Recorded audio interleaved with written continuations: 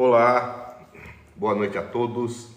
Sejam bem-vindos mais uma vez à nossa live, ao nosso canal, ao nosso encontro semanal.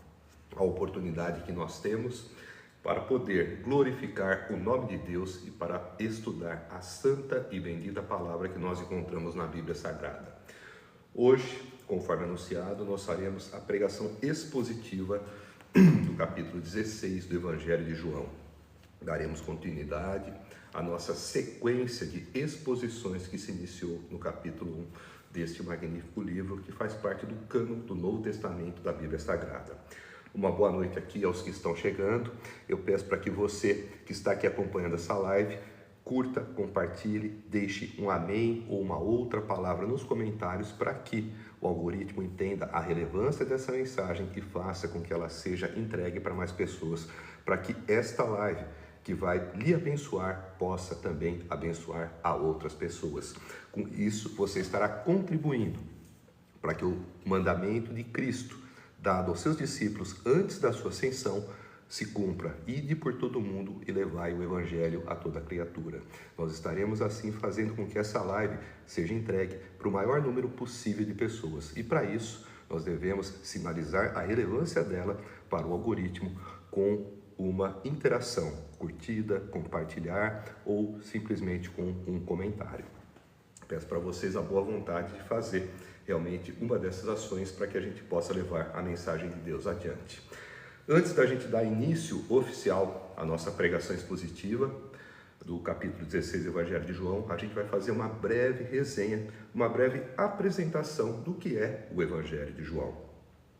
Nós devemos nos lembrar primeiro de que nós dispomos de 4 evangelhos na Bíblia Sagrada. Esses 4 livros estão no cânon do Novo Testamento e são os evangelhos de Mateus, Marcos, Lucas e de João.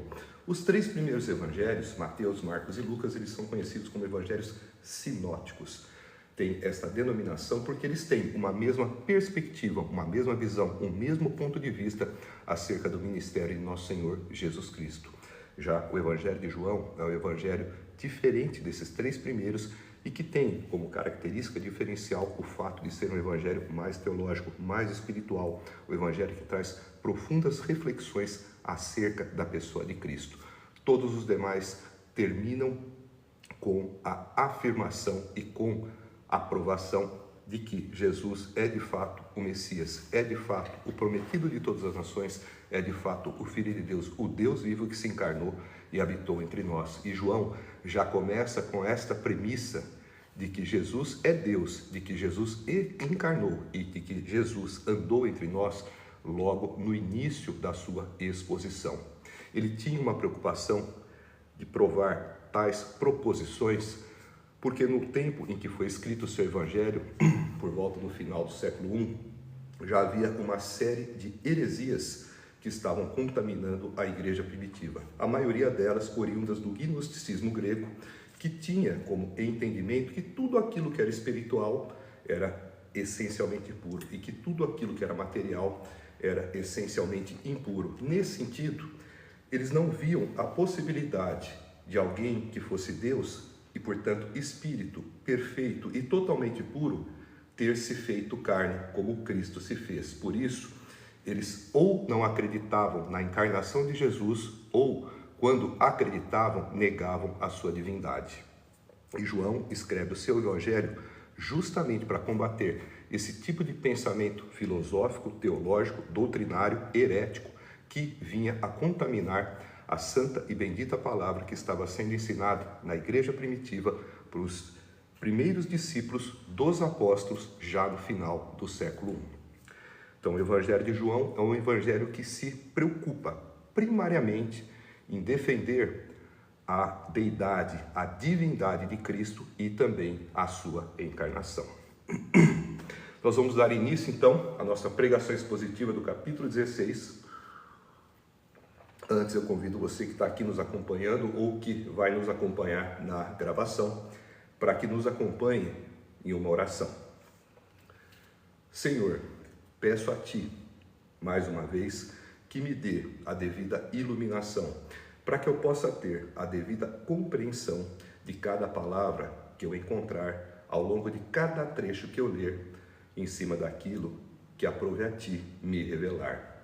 Peço também, Senhor, que me dê a devida inspiração trazida pelo teu Espírito Santo, para que eu tenha a devida compreensão e para que eu possa assim também transmitir de uma maneira precisa e adequada aquilo que a tua palavra quis nos revelar. E peço para que teu Espírito Santo atue em nossas mentes e em nossos corações, atue nas mentes e nos corações daqueles que nos ouvem, para que essas palavras que forem aqui transmitidas possam cair nas suas mentes e nos seus corações como sementes que caem em solos férteis e que, sob a ação da luz do teu Espírito Santo, elas possam germinar, crescer e frutificar, dando frutos para 100, para 60 e para 30, para a glória do seu nome e de nosso Senhor Jesus Cristo. É o que eu te peço humildemente, em nome de Jesus. Amém.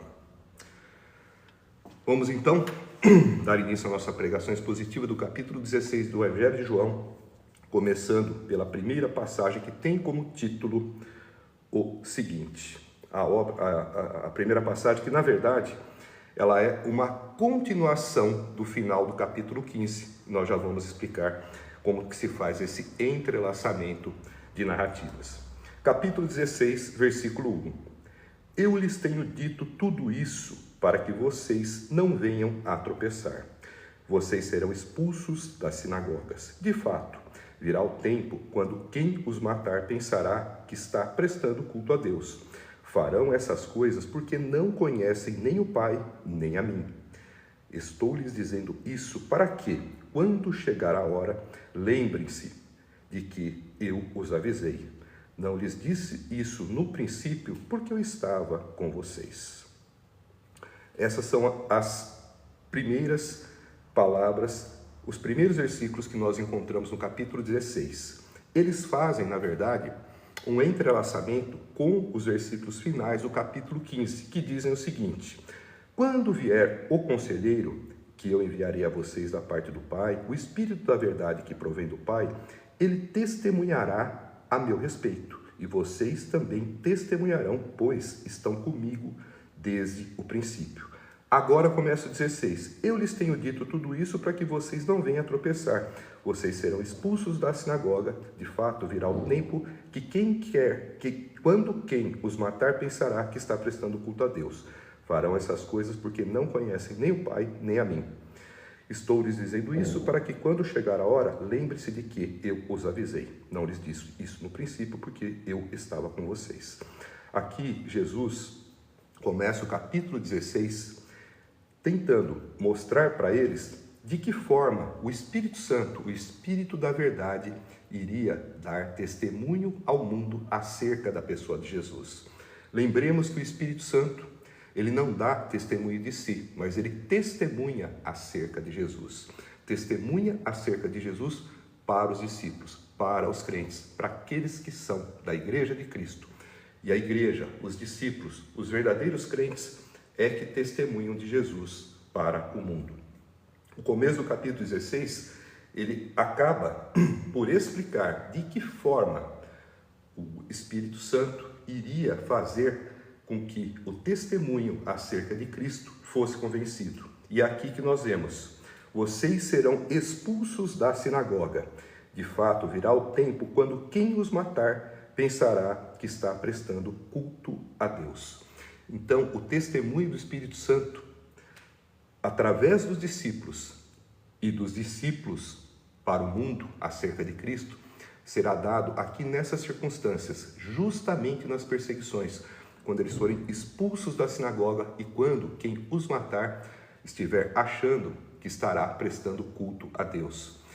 Como nós nos perguntamos que o Espírito Santo pode dar testemunho ou usar os discípulos para testemunhar de Cristo em tais situações adversas? Parece paradoxal, mas não é. É justamente nessas situações que o Espírito Santo, quando eles fossem expulsos da sinagoga e estivessem sendo mortos, ia dar força aos discípulos para eles suportarem essas provações, para terem uma força sobrenatural que só aquele que está revestido de fato pelo Espírito Santo é capaz de ter. Somente quem tem dentro de si o Espírito Santo habitando é que teria as palavras certas para poder falar, a fim de testemunhar e muitas vezes para se defender.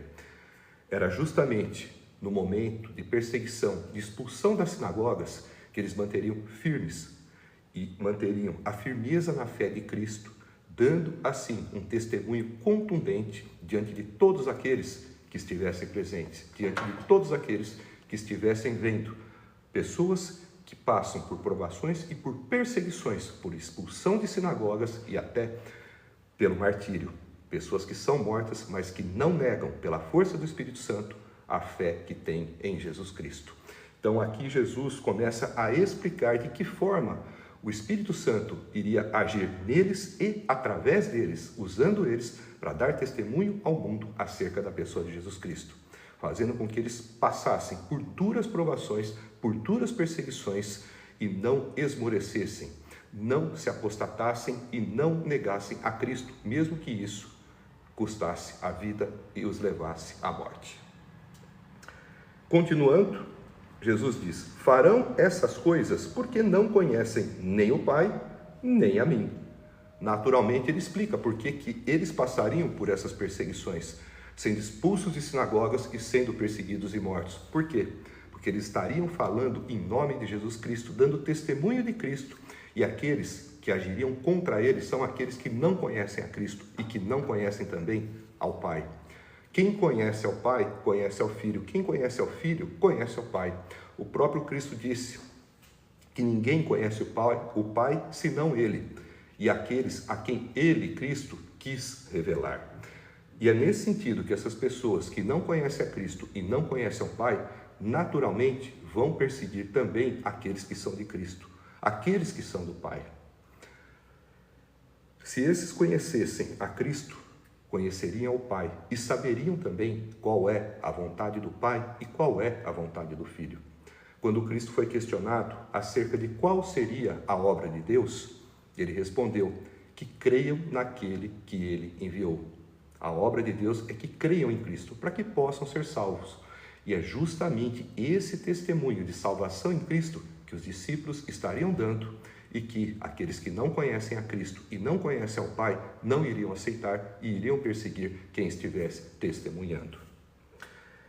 Continuando, estou lhes dizendo isso para que, quando chegar a hora, lembrem-se de que eu os avisei. Importante, Jesus antecipar aos seus discípulos aquilo que eles iriam passar, as perseguições e as provações que eles teriam que passar, justamente para que quando chegasse, eles não fossem surpreendidos. Muito pelo contrário, a fé deles iria se fortalecer, iria se edificar, iria se expandir, porque eles veriam que aquilo que Cristo havia dito, aquilo que ele havia anunciado e os havia alertado, estava de fato se cumprindo. Jesus avisa isso para que eles não estivessem com uma expectativa diferente de bonança e encontrassem uma tempestade. Mas não, Cristo avisa que eles iriam encontrar tempestade. Ele antecipa os fatos futuros, mostrando que tem pleno conhecimento da história e das causas e consequências dos desdobramentos dos fatos. Isso justamente para trazer segurança, paradoxalmente falando, aos discípulos. Porque mesmo sabendo que iriam enfrentar perseguições e até mesmo a morte, isso não era novidade, eles já estavam avisados disso, para que eles tivessem fé, para que quando isso chegasse, era a palavra de Cristo se cumprindo e não algo inesperado chegando. E concluindo essa passagem, não lhes disse isso no princípio porque eu estava com vocês, ou seja, isso não iria acontecer antes dele partir. Nós sabemos que essa parte da narrativa, esse momento que nós estamos aqui no capítulo 16, que começou no capítulo 15, no capítulo 14, que ainda se estende um pouco, é um momento que Jesus já está se despedindo dos seus discípulos, dando a eles as últimas orientações antes da sua morte, ressurreição, ascensão aos céus, e deixando-os preparados para o momento mais tarde em que ele de fato partiria e que eles assumiriam, terrenamente falando, o controle da igreja e seriam naturalmente perseguidos. Digo terrenamente controle porque o controle espiritual, o controle magnâmico é da pessoa de Cristo, por meio da pessoa do Espírito Santo, que iria vir para habitar neles. Nós já vamos falar disso logo depois. Então, antes que Cristo partisse, eles não deveriam se preocupar com isso, porque eles não seriam ainda perseguidos. Por isso Jesus falou: não lhes disse isso no princípio, porque eu estava com vocês. A perseguição há de vir e começará depois que Jesus ascender. Vamos em frente. A segunda passagem do capítulo 16, nós temos aqui o seguinte título: a obra do Espírito Santo. Agora que vou para aquele que me enviou, nenhum de vocês me pergunta: para onde vais? Aqui, Jesus está falando justamente da sua partida, não necessariamente da sua morte, mas daquilo que viria depois da sua morte, da sua ressurreição e dos 40 dias que ele passaria com os discípulos, ou seja, da sua ascensão, quando ele iria voltar para aquele que o enviou. E ele questiona os discípulos: ninguém de vocês vai perguntar para onde vais, ou seja, para onde eu vou?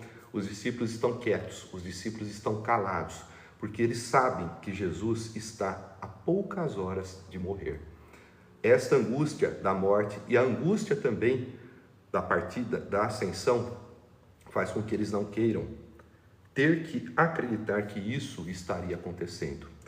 Isso era um momento de provação e de tristeza para eles, porque eles estavam ali na iminência de perder o Divino Mestre. Então ninguém ousa perguntar, eles se calam, como se quisessem não tocar no assunto, como se quisessem inconscientemente negar tudo aquilo que estava acontecendo, para poderem assim aliviar, abafar a tristeza que sentiam pela partida do Mestre. Na sequência, Jesus continua: porque falei estas coisas, o coração de vocês encheu-se de tristeza. Mas eu lhes afirmo que é para o bem de vocês que eu vou. Se eu não for, o conselheiro não virá para vocês, mas se eu for, eu o enviarei. Aqui nós vemos que Jesus tem pleno conhecimento do estado de espírito dos seus discípulos, que eles estavam tristes, que estavam abatidos por conta da partida de Jesus, seja por conta da morte, seja por conta da sua ascensão. Mas ele rapidamente os consola e ainda diz que é bom, é para o bem deles que ele deve ir, porque se ele não for, o Consolador não virá, mas se eu for, eu o enviarei. E por que isso era bom? Afinal de contas, os discípulos não conseguiam entender no que teria, em que benefício eles teriam ficando sem a presença do Mestre. É aí que nós precisamos entender a questão do envio do Consolador, que é o Espírito Santo. Quando Jesus faz a sua ascensão, ele envia 10 dias depois o Espírito Santo no dia de Pentecostes. O que isso significa? Quando Cristo esteve encarnado e andou com seus discípulos, mesmo depois que morreu e ressuscitou e ficou 40 dias com eles, era um período em que os discípulos ainda estavam em amadurecimento e era uma situação em que Cristo ele estava ali em corpo presente, mais tarde em corpo glorificado, mas ele ainda estava individualizado. Era como se, naquele momento, ele não conseguisse dar atenção a todos, porque ele tinha as restrições próprias de um corpo físico. Antes, inclusive, da sua ressurreição, para poder se encarnar, ele teve que se esvaziar da sua glória para poder, em um corpo físico, habitar. E claro que isso traz algumas restrições em termos operacionais. Você não consegue conversar com todos ao mesmo tempo. Ele estava restrito em seus atributos divinos, como, por exemplo, na questão da onipresença. Ele estava em um corpo físico. O Pai está em todo lugar. Deus é um. Mas Cristo, em pessoa, estava limitado pela sua encarnação e não podia ali usufruir da sua onipresença. E por que seria bom para os discípulos que ele partisse e que pudesse enviar o Consolador? Por quê? O Consolador, que é o Espírito Santo, depois de enviado, ele habitaria dentro de cada um dos discípulos, dentro de cada um dos crentes, dentro de cada um de nós que cremos em Cristo. Antes, Cristo andava no meio deles. Agora, Cristo estaria dentro deles, porque o Espírito Santo estaria dentro de cada um dos discípulos, e o Espírito Santo é a pessoa através do qual Cristo iria dirigi-los. Cristo iria se comunicar, instruí-los e inspirá-los. Então eles teriam, a partir da descida do Espírito Santo em Pentecostes, a presença divina habitando permanentemente dentro deles. Antes, a pessoa de Deus, na pessoa de Cristo, andava entre eles. Depois de Pentecostes, na descida do Espírito Santo, a pessoa de Deus, a pessoa do Espírito Santo, habitaria dentro deles. E, consequentemente, a presença de Cristo. Então, por isso é que seria melhor, porque eles teriam a presença divina habitando permanente dentro deles e não no meio deles. Continuando, quando ele vier, o Espírito Santo, convencerá o mundo do pecado, da justiça e do juízo. Esse versículo 8 que nós estamos lendo aqui é um dos versículos mais difíceis e até mais contraditórios ou conflitantes de interpretação deste capítulo 16. O Espírito Santo é quem convencerá o mundo do pecado, da justiça e do juízo.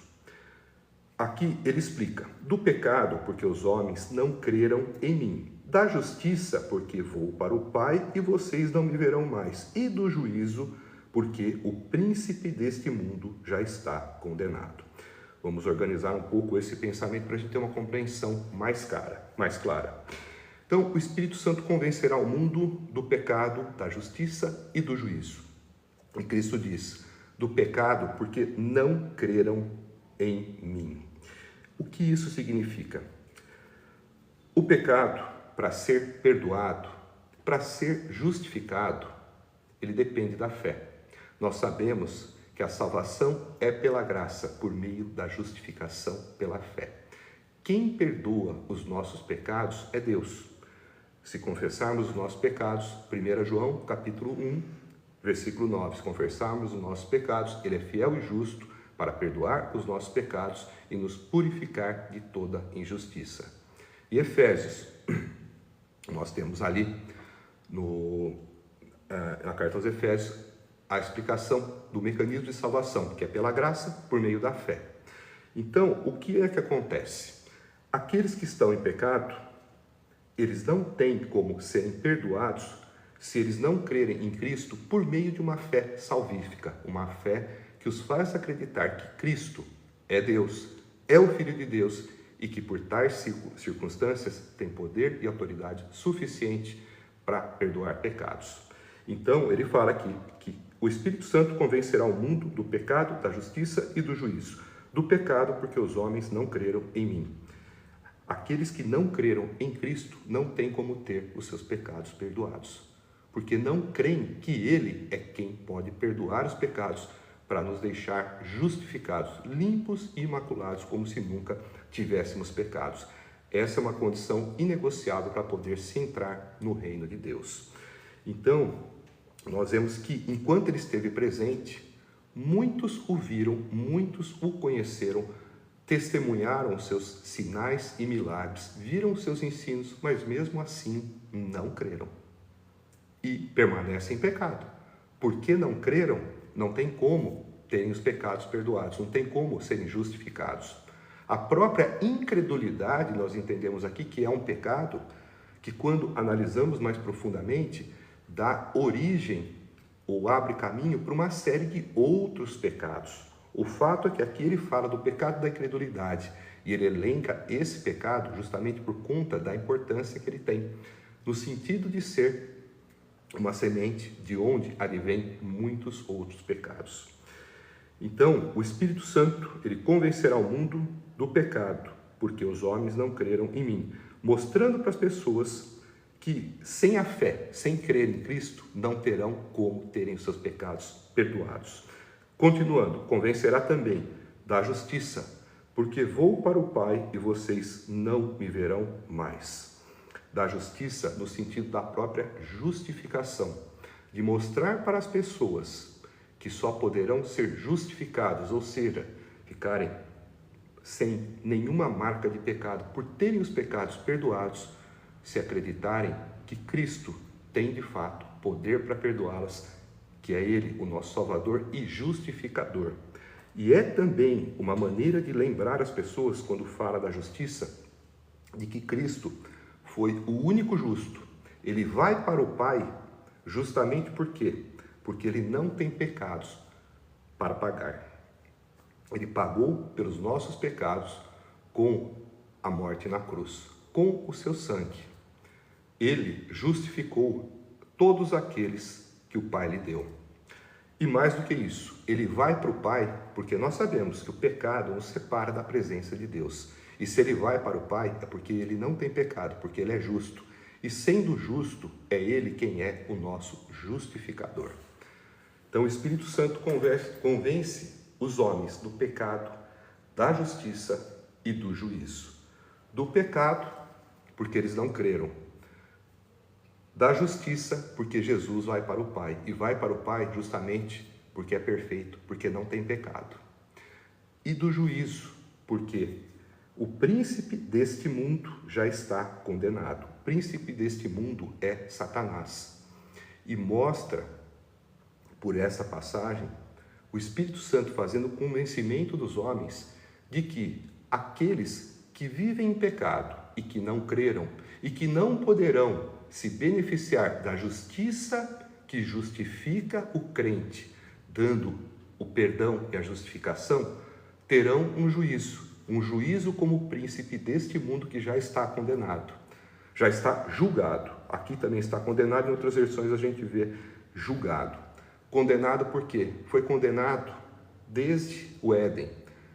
Em Gênesis, no capítulo 3, versículo 15, quando Deus disse: colocarei inimizade entre você e a mulher, entre o teu descendente e o descendente dela. Você o ferirá no calcanhar, mas ele pisará na sua cabeça. Ali, Satanás já tinha uma condenação. E Satanás foi também, novamente, condenado quando Jesus morreu na cruz. Morreu e ressuscitou. Quando morreu, levou consigo os nossos pecados. Os pecados também daqueles que Satanás fez cair. Daqueles que Satanás estava colocando no caminho de condenação. Satanás foi vencido ali, porque esses que ele estava consigo levando para o buraco, foram ali libertos, foram ali justificados, tiveram seus pecados perdoados e foram libertos. Livres da escravidão das trevas e livres também da escravidão do próprio pecado. Então ali Satanás foi vencido mais uma vez pelo sangue de Jesus na cruz. E a ressurreição de Cristo é a prova cabal que ele tem poder para vencer a morte. Tem poder para nos dar a vida eterna, dar aquela vida que o diabo e que nem ninguém pode nos dar. É mais uma vitória que Jesus impõe sobre o inimigo de nossas almas, sobre o enganador. Continuando. Tenho ainda muito que lhes dizer, mas vocês não podem suportar agora.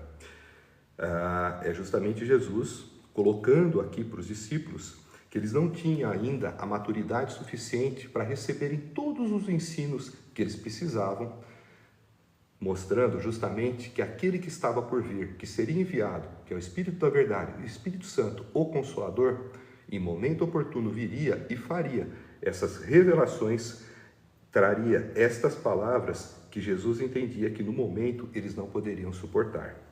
E continua, mas quando o Espírito da Verdade vier, ele os guiará a toda a verdade. Não falará de si mesmo, falará apenas o que ouvir e lhes anunciará o que está por vir. Aqui é justamente Jesus enfatizando esta colocação de que o Espírito da Verdade, que é o Espírito Santo, quando ele vier, é ele que vai revelar aos discípulos toda a verdade. Vai dar a eles o conhecimento que para o momento atual eles ainda não estavam preparados para ter. É o Espírito Santo que faz a revelação da verdade. Lembrando que aqui nós podemos fazer um paralelismo, porque Cristo, É o caminho, a verdade e a vida. Sendo caminho, verdade e vida, quem revela a Cristo é o Espírito Santo. Por isso também ele revela toda a verdade. Toda a completude e toda a plenitude de Cristo, os apóstolos só teriam maturidade espiritual para compreender quando tivessem o Espírito Santo habitando dentro deles, quando estivessem de fato plenamente transformados com a sua mente trabalhando como a mente de Cristo. É aí que eles teriam de fato maturidade e capacidade espiritual para terem uma plena compreensão acerca da verdade, a verdade na pessoa de Cristo.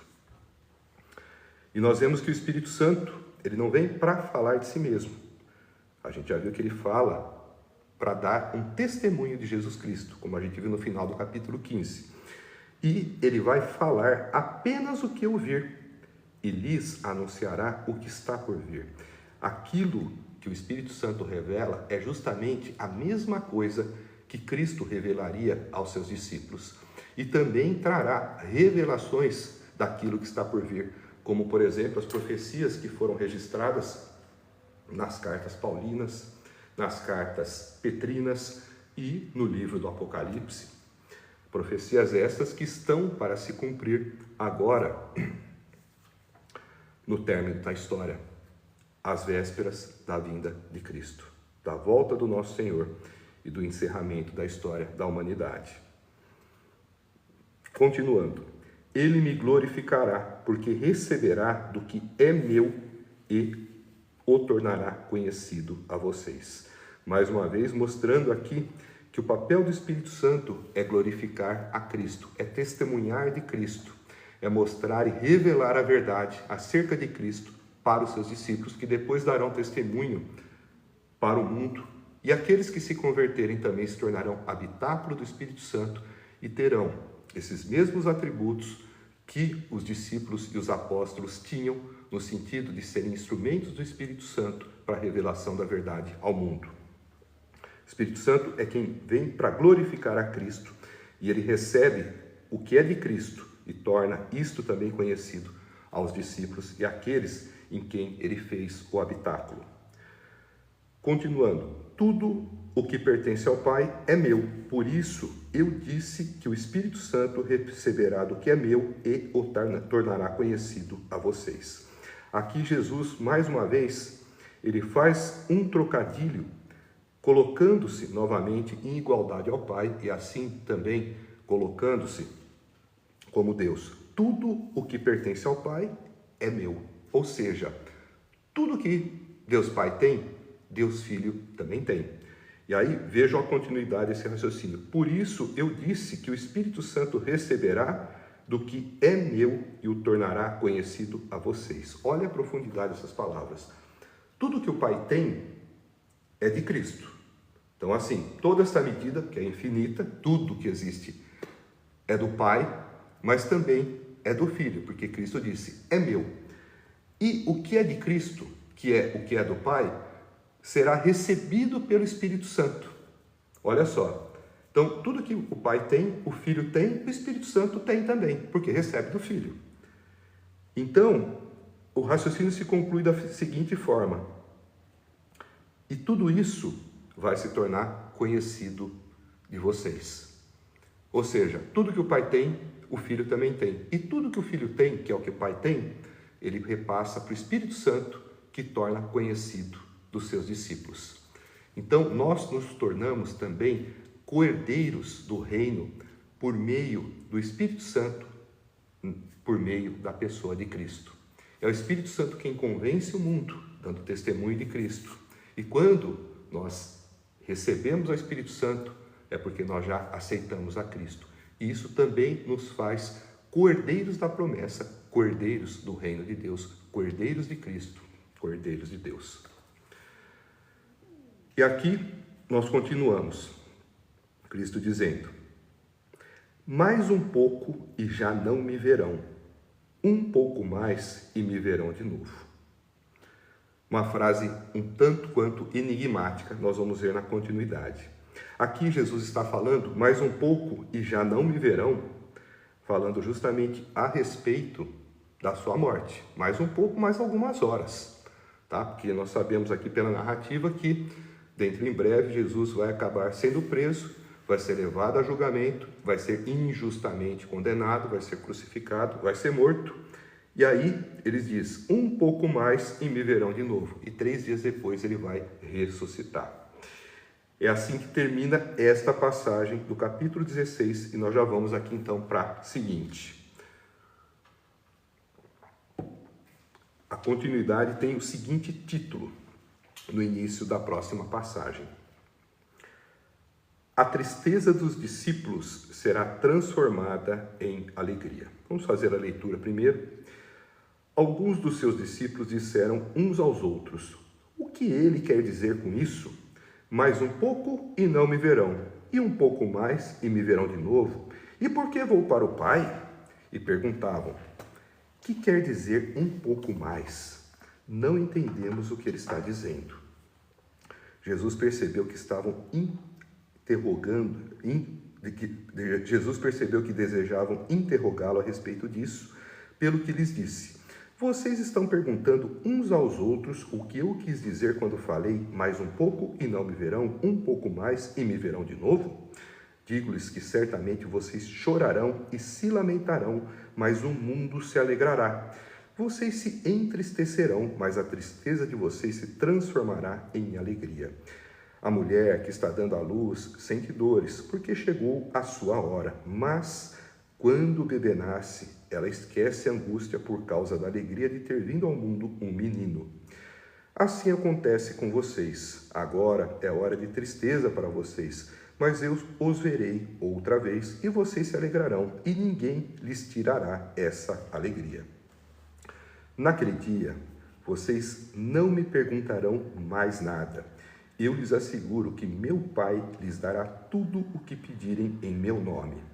Até agora, vocês não pediram nada em meu nome. Peçam e receberão, para que a alegria de vocês seja completa. Continuando. Embora eu tenha falado por meio de figuras, vem a hora em que não usarei mais esse tipo de linguagem, mas lhes falarei abertamente a respeito de meu Pai. Nesse dia, vocês pedirão em meu nome.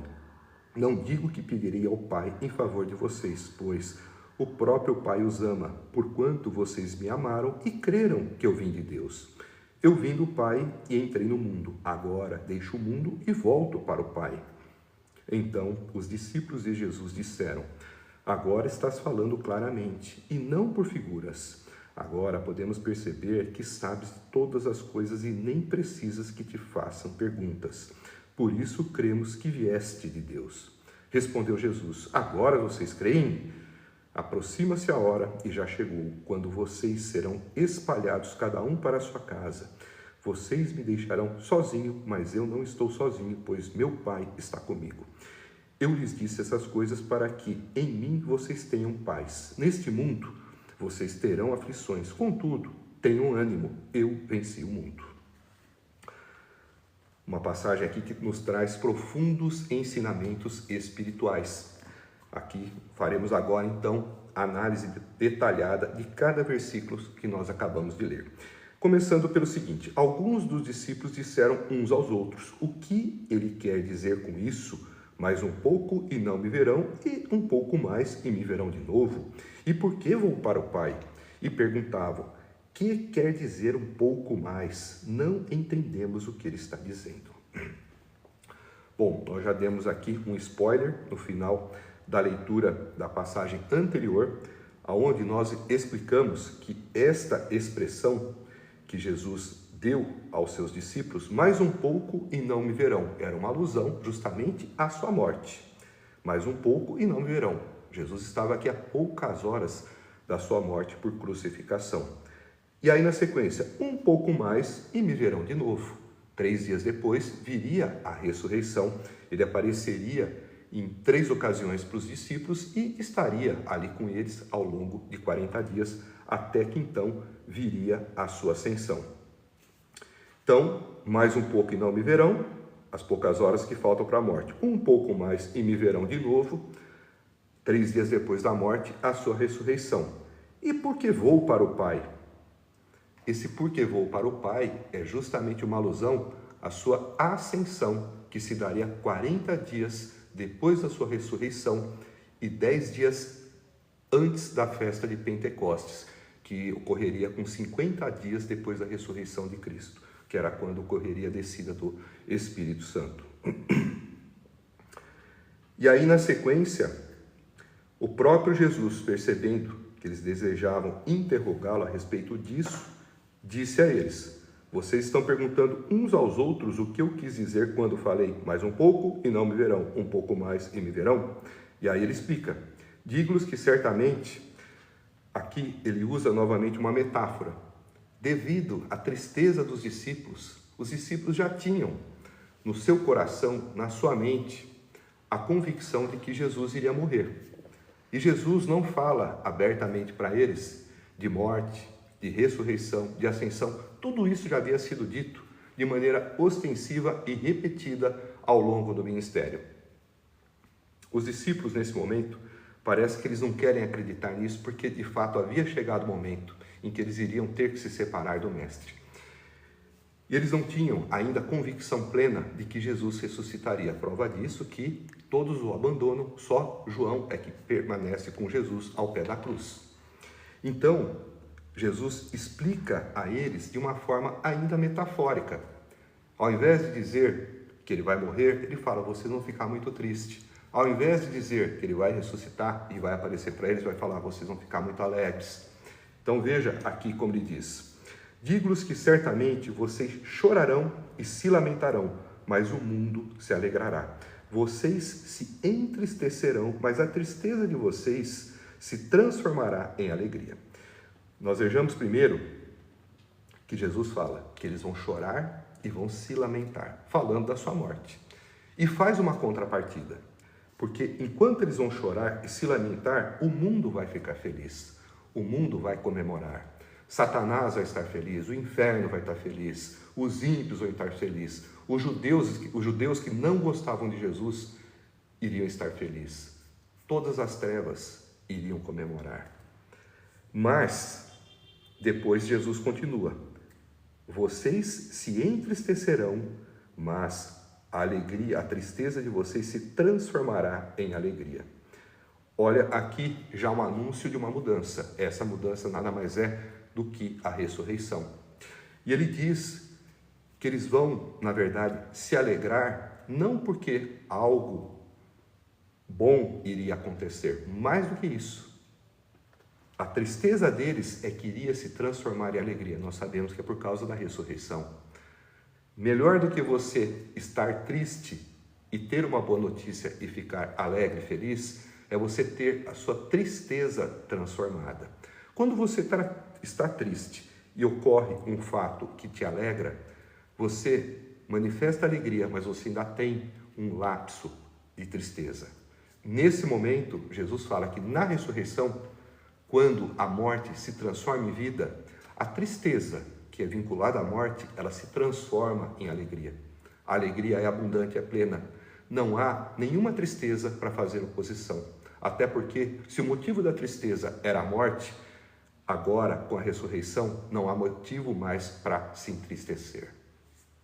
Então, nesse sentido, Jesus mostra que ele nos traz uma transformação. Ele não só produz alegria, mas ele transforma a tristeza em alegria com a sua ressurreição. E aí ele diz: a mulher que está dando à luz sente dores, porque chegou a sua hora. Mas, quando o bebê nasce, ela esquece a angústia por causa da alegria de ter vindo ao mundo um menino. É novamente uma figura alegórica que ele usa, de uma mulher em trabalho de parto, para mostrar o estado de espírito dos seus discípulos diante da expectativa de morte e depois da ressurreição de Cristo. Ele mostra justamente que eles iriam passar por um período que se assemelha ao trabalho de parto de uma mulher, de uma gestante, de uma mulher que está dando à luz, que sente as primeiras contrações que vão gradualmente aumentando de intensidade e que no ápice, quando entra no período expulsivo e que o bebê nasce, a alegria é tão grande que que ela até se esquece da angústia, da tristeza, da dor, da preocupação de saber se o parto ia dar certo, quando ela vê ali o menino que acabou de nascer. Claro que ele usa a figura aqui do menino, porque eles viviam ali em uma sociedade patriarcal. Mas o fato de nascer uma criança. Então, é essa a expectativa que eles deveriam ter de quem iria sofrer, como a mulher que sofre as dores de parto no momento em que ele estaria sendo ali açoitado, chicoteado, pisoteado, enfim, crucificado e morresse. Eles deveriam se preparar como uma mulher que enfrenta as dores de parto, mas eles deveriam estar cientes de que essas dores iriam acabar, como o fim do trabalho de parto no momento em que a criança nasce. E aí, quando a mãe vislumbra aquela criança que acabou de nascer, que acabou de ser parida, vem uma grande alegria que a faz esquecer de toda a tristeza, de todo o sofrimento pelo qual ela experimentou até que o feto fosse de fato fosse expulso.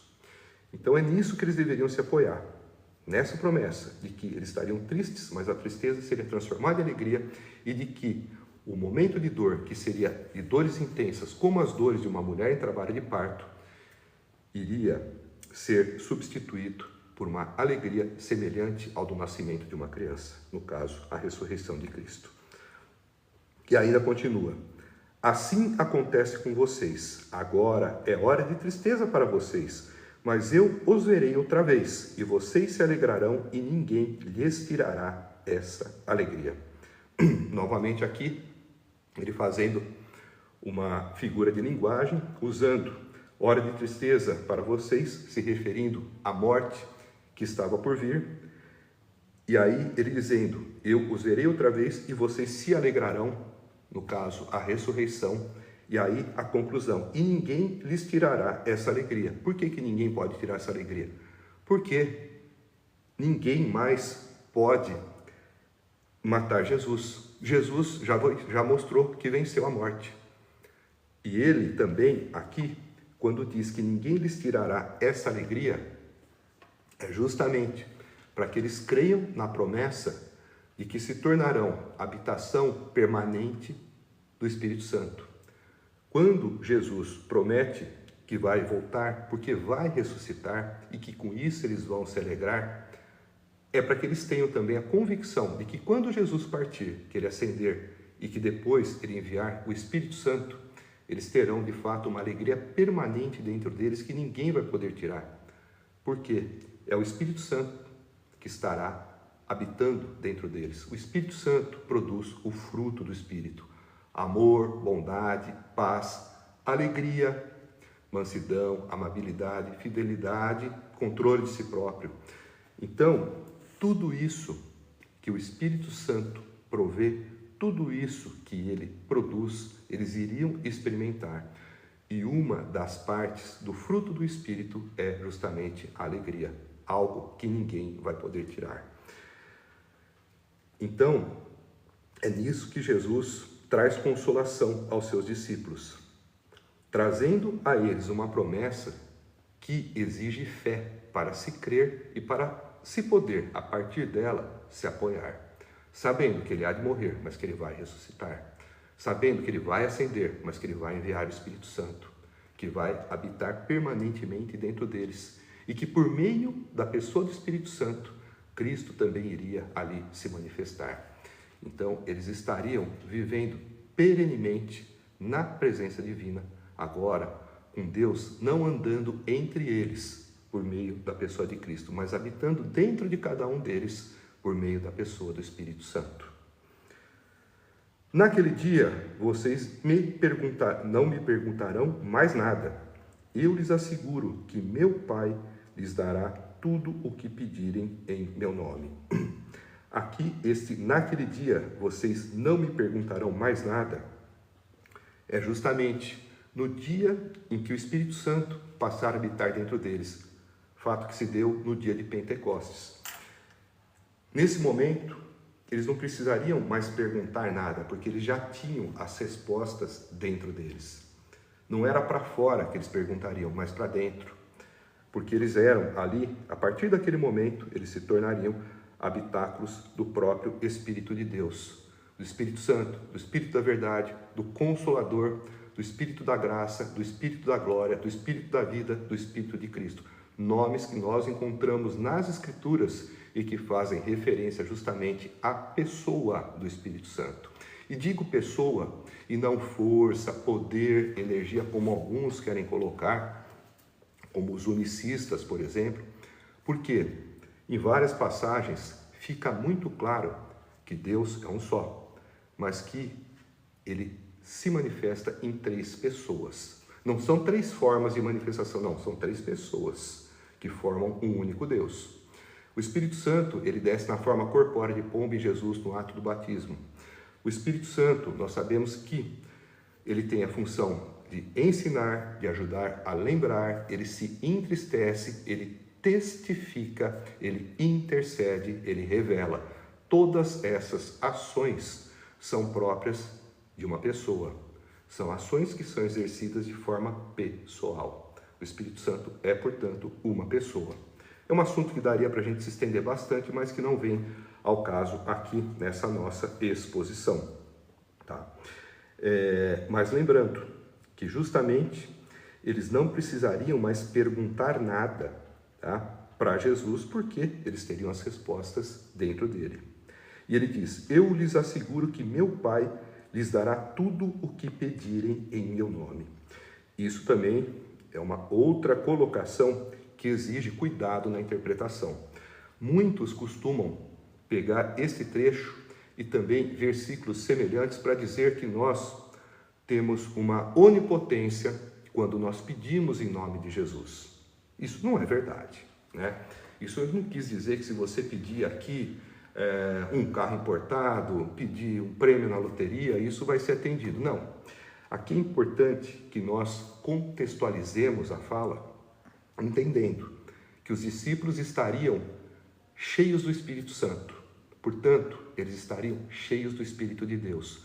O que eles pedissem seria aquilo que o Espírito Santo pediria, seria aquilo que o próprio Cristo pediria, seria como aquilo que seria feito por alguém que tem uma procuração de Jesus. Óbvio que eles seriam atendidos pedindo ao Pai, em nome de Jesus, as coisas que Jesus pediria se estivesse no lugar deles. Então é nesse sentido que nós devemos interpretar esse versículo, para que nós não nos tornemos incrédulos e dizer: eu queria uma BMW preta e não apareceu. Eu pedi um helicóptero e não deu. Não, não é isso. O versículo deve ser interpretado à luz do contexto em que ele foi extraído. E é justamente num contexto de petição vinculada à presença da habitação do Espírito Santo e conforme aquilo que está alinhado com a vontade de Cristo, alinhado com a vontade de Deus. Continuando, até agora vocês não pediram nada em meu nome. Peçam e receberão, para que a alegria de vocês seja completa. Então aqui ele fala que até agora não pediram nada em nome de Jesus. Claro, porque Jesus estava ali com eles. E aí ele exorta os discípulos: peçam e receberão, para que a alegria de vocês seja completa, os fortalecendo e os encorajando a pedirem em nome dele para o Pai, no cumprimento dos seus ministérios, para que tenham uma alegria completa, no sentido de estarem usando o poder de Deus em favor de fazer a obra de Deus, em favor de fazer pedidos que sejam alinhados com a vontade de Deus, para verem a obra de Deus concluída, a obra de Deus sendo edificada por meio das petições corretas, alinhadas com a vontade de Deus.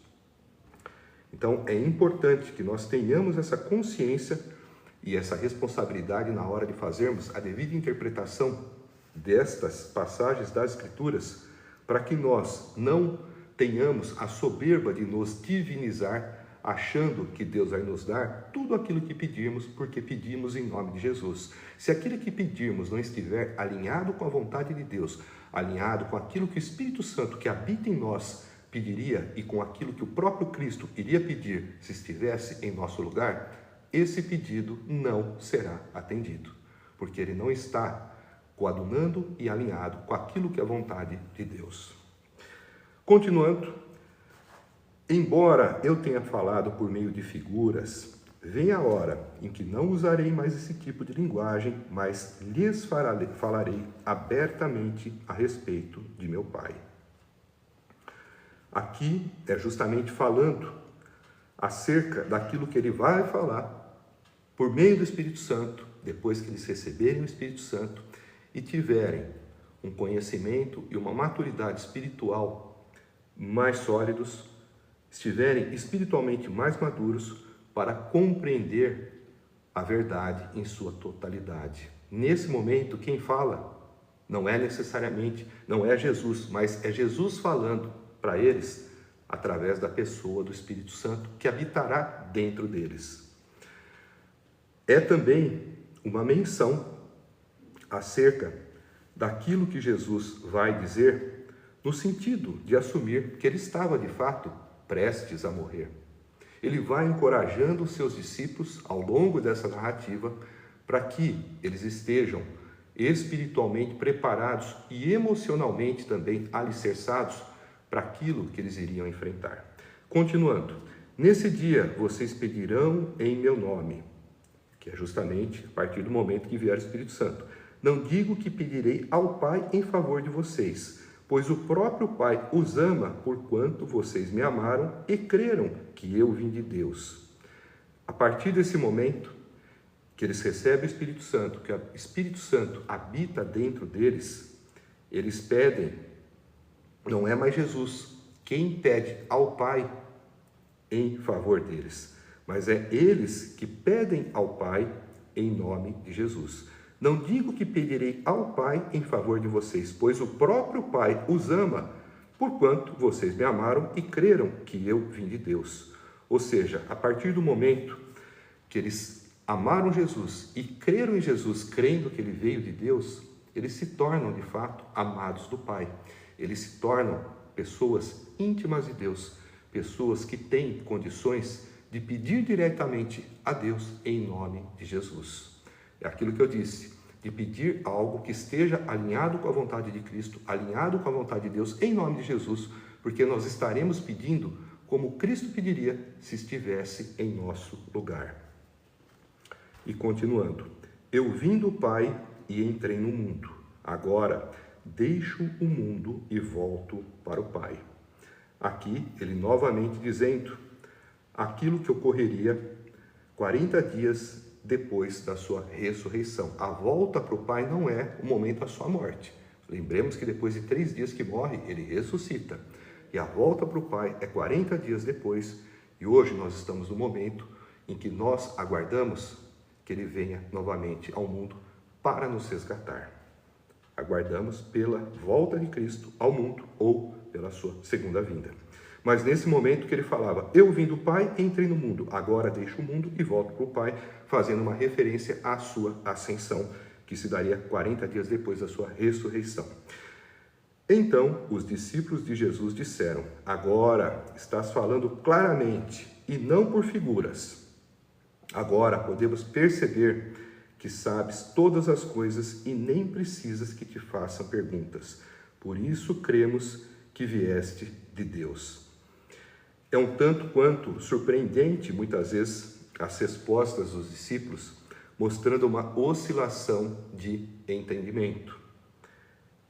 Jesus vem falando para eles justamente a respeito de morte, ressurreição e ascensão. Aqui, de uma forma alegórica e figurada, e em outras passagens, de uma maneira aberta. E muitas vezes eles hesitam em crer e em não crer. E aqui, depois de Jesus dizer que eles teriam a tristeza transformada em alegria, que eles iriam passar por um processo semelhante às dores de uma mulher de parto, que está em trabalho de parto, né? E que depois eles teriam uma alegria que ninguém tiraria deles, aí finalmente eles entendem que Jesus vai de fato para o Pai, que ele vai de fato morrer, ressuscitar, e aí então quando ele ascender, ele faz o retorno para o Pai. Então Jesus responde, agora vocês creem? Agora que vocês acreditam? E continua, aproxima-se a hora e já chegou, quando vocês serão espalhados cada um para a sua casa. Vocês me deixarão sozinho, mas eu não estou sozinho, pois meu Pai está comigo.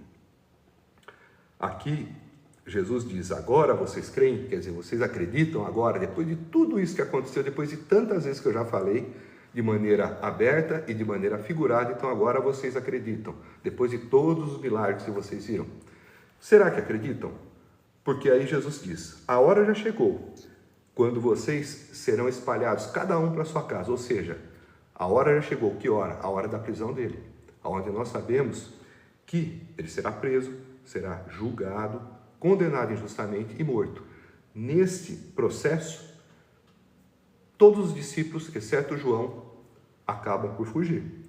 Pedro acompanha de longe Jesus ali na casa do sumo sacerdote, e é onde justamente ele acaba por negar Jesus 3 vezes. João está dentro, acompanhando o julgamento, e Pedro acompanha a uma certa distância. Depois disso, somente João é que é visto com ele, com Jesus, junto da cruz. Então Jesus já antecipa, até justamente para falar, eu sei o que vai acontecer. De fato, como vocês bem dissem, eu sei de todas as coisas e sei que vocês vão me deixar sozinho. Ou apesar de vocês dizer que agora realmente vocês creem. Cremos que viesse de Deus. Agora vocês creem? Vocês serão espalhados cada um para sua casa. Vocês me deixarão sozinho, mas eu não estou sozinho, pois meu Pai está comigo. Ou seja, como vocês bem dissem, eu sei de todas as coisas.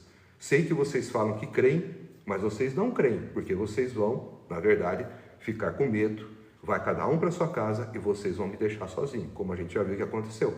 Só João ficou nos últimos momentos ao pé da cruz, todos os demais acabaram por fugir. Pedro negou Jesus 3 vezes e depois foi com os outros. Mas Jesus diz, eu não estou sozinho, pois o Pai está comigo.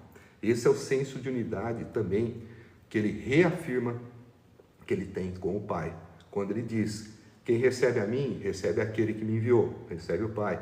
Quem me vê, vê ao Pai. Quem crê em mim, crê também no Pai. Entendeu? Quem me ama, ama também o Pai. Assim como ele também diz, acerca daqueles que farão essas coisas, que expulsarão das sinagogas e que vão matar os discípulos achando que estão fazendo um culto a Deus. Farão essas coisas porque não conhecem nem o Pai e nem a mim. Então, ele coloca muitas vezes essas frases, essas palavras em paralelo, justamente para mostrar a equidade que ele tem com o Pai, mostrando também a unicidade que eles têm, o Filho e o Pai sendo um só. E o Pai está com ele, porque ele também está em obediência ao Pai.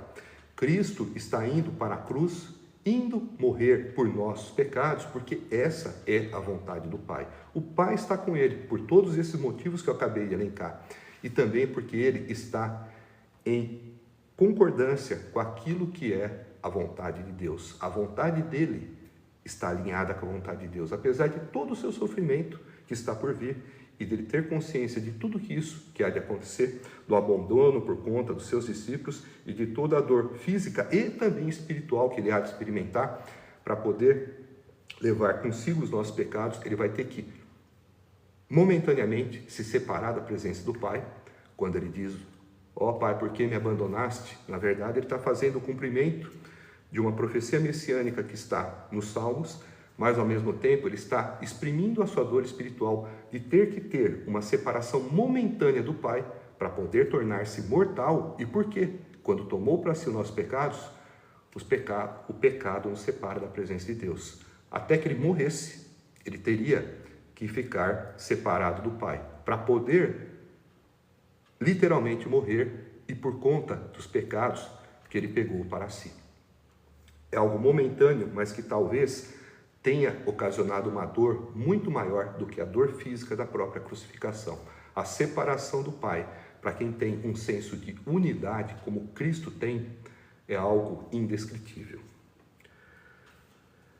E Jesus conclui, eu lhes disse essas coisas para que em mim vocês tenham paz. Nesse mundo vocês terão aflições, contudo, tenham ânimo, eu venci o mundo.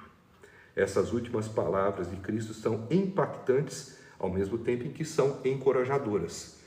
Depois de falar para os discípulos que eles seriam expulsos da sinagoga, seriam mortos e que aqueles que os matassem iriam achar que estariam fazendo algo agradável a Deus, prestando culto a Deus, fazendo um serviço para Deus, depois de dizer que ele iria morrer, que eles iriam se entristecer, depois de tudo isso, que eles iam passar por dores semelhantes a uma mulher que está em trabalho de parto, depois de tudo isso, ele ainda diz: eu disse todas essas coisas para que em mim vocês tenham paz. Ou seja, porque eles deveriam confiar nele, que ao mesmo tempo em que eles passariam por perseguições, por provações, expulsos de sinagogas, que eles teriam que enfrentar até o martírio, eles tinham que ter paz. Por quê?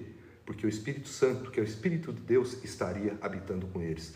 Eles tinham que ter paz, porque mesmo sabendo que Cristo seria crucificado, que eles iam se entristecer, eles deveriam acreditar que eles também iriam se alegrar, porque Cristo iria ressuscitar. Tudo isso eles deveriam acreditar, para que, crendo nessas coisas, estivessem preparados e para que, quando elas acontecessem, elas não servissem somente como instrumento de produzir dor, mas também como algo que produziria fé, na medida em que eles estariam vendo as coisas que foram anunciadas por Cristo, de fato, estarem ali se consumando e se realizando. Então, eu lhes disse essas coisas para que em mim vocês tenham paz. E conclui: neste mundo vocês terão aflições, contudo, tenham ânimo, eu venci o mundo. Essa também é uma passagem emblemática que finaliza o capítulo 16 de João, que em algumas passagens tem uma inscrição diferente, mas que obviamente tem o mesmo conteúdo e o mesmo significado. Neste mundo vocês terão aflições, contudo, tenham ânimo, ou em alguns lugares, tenham bom ânimo, eu venci o mundo. Traduzindo, em uma forma prática, Jesus mostra para os seus discípulos que, diferentemente do que nós vemos alguns pregadores, alguns pastores, alguns religiosos enfatizarem que nós viemos ao mundo para ser felizes, que nós viemos ao mundo para ser prósperos, que nós devemos pedir a Deus que Ele abrirá as comportas do céu e derramará ouro sobre nós, no mundo tereis aflições. Cristo foi quem disse isso.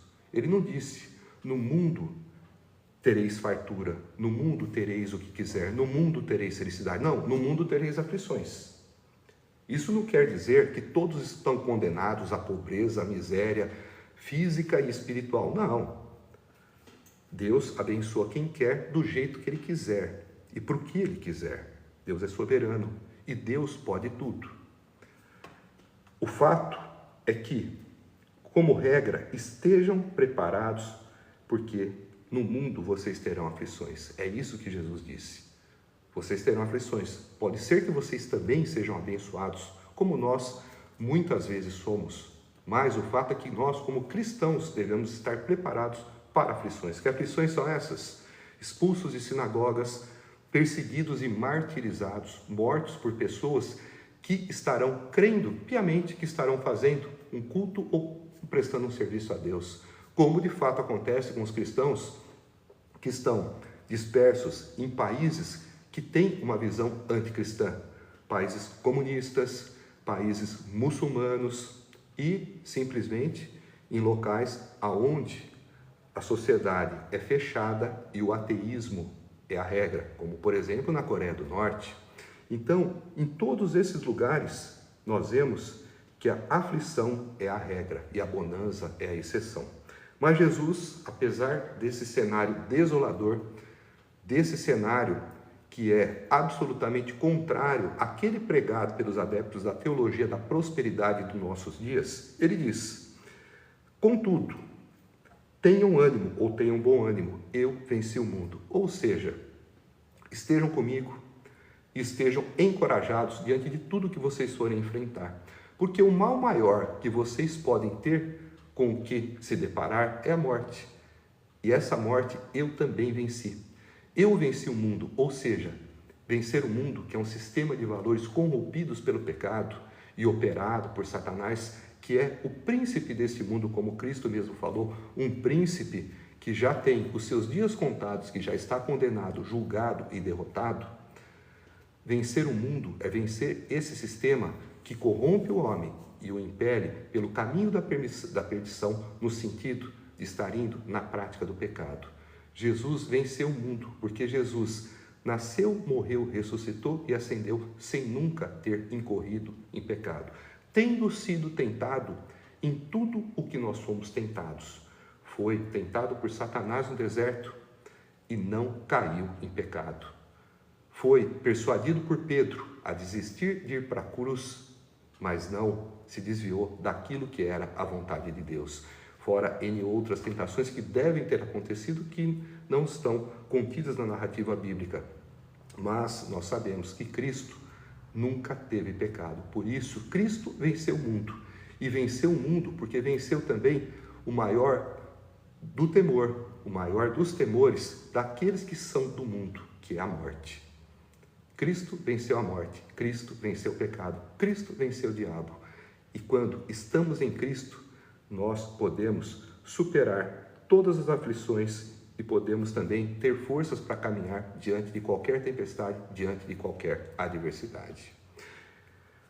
Espero que você, diante de uma situação de aflição, você se lembre dessas palavras de Cristo.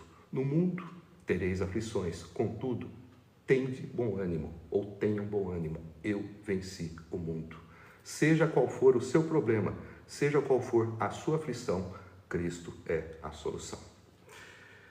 Nós damos por encerrada a nossa pregação expositiva hoje do capítulo 16 do Evangelho de João, uma pregação que nos traz profundos esclarecimentos e profundos ensinamentos acerca da pessoa de nosso Senhor Jesus Cristo e acerca do seu ministério.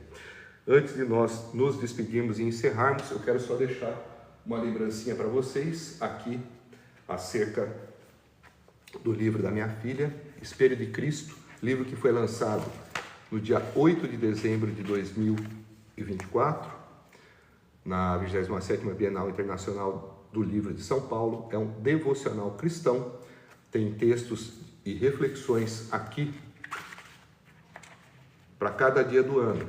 Nos dias que você não encontra um texto, você vai encontrar uma referência e uma sugestão de leitura bíblica para você fazer. É um devocional que você pode ler inteiro de uma vez só e depois se programar para você ir lendo de uma maneira ordenada ao longo de um ano, tá? Se você tiver interesse em adquiri-lo, você pode acessar o site www.giovanaverotti.com.br. Giovana Verotti, lembrar que o Verotti é com 2 T's e I. E falar aqui mais uma vez sobre o meu livro, A Revelação, uma viagem conduzida pela fé em busca da cura em nome de Jesus. Esse livro foi um livro que eu escrevi ao longo de 5 anos e meio e que aqui eu sistematizei e ordenei os ensinamentos que recebi no plano espiritual para a parte de cura do meu ministério. Ministério para o qual eu fui ordenado no dia 8 de janeiro de 2018, quando tinha o chamado de Deus para o Ministério de Evangelização Global e para desenvolver em paralelo, secundariamente, um Ministério de Cura. Aqui você vai encontrar um tratado teológico cristocêntrico, um tratado de física quântica e um tratado de medicina espiritual. Vai entender por que os maus sentimentos podem nos fazer adoecer e por que os bons sentimentos, as orações, as notas musicais, as cores e as orações podem nos ajudar a curar. Se tiver interesse, acessar o nosso site www.daniloverotti.com.br, Verotti 2 T's e I, ou mandar um contato, uma mensagem para a gente nas nossas redes sociais, para o livro da minha filha também, se quiser, ao invés do site, mandar uma mensagem, nós estamos aqui para recebê-los. Agradecendo mais uma vez a cada um de vocês que esteve aqui conosco ao longo dessa mensagem, e antes de nós encerrarmos, nós vamos fazer uma prece de agradecimento. Senhor, agradeço a Ti mais uma vez pela iluminação que recebi, pela inspiração que o Senhor me concedeu, que me permitiram tanto compreender como transmitir aquilo que aprove a Ti me revelar. Que essas palavras que eu aqui proferi em Teu nome sejam lançadas nas mentes e nos corações daqueles que me ouviram como sementes que caem em um solo fértil e que, sob a ação do Teu Espírito Santo, começam a germinar e frutificam, dando frutos para 100, para 60 e para 30, para a glória do seu nome e de nosso Senhor Jesus Cristo. Rogo a Ti para que mais oportunidades como esta o Senhor nos conceda, para que possamos assim glorificar o seu nome, o nome de Jesus Cristo, e também fazer com que conheçam a Ti e a Tua palavra. É assim que eu oro, fazendo essas petições e fazendo também o meu agradecimento em nome de Jesus. Amém. Nós damos por encerrada a nossa live. Obrigado a todos que estiveram aqui conosco, a todos aqueles que acompanharam. Que Deus os abençoe e até segunda-feira que vem. Obrigado.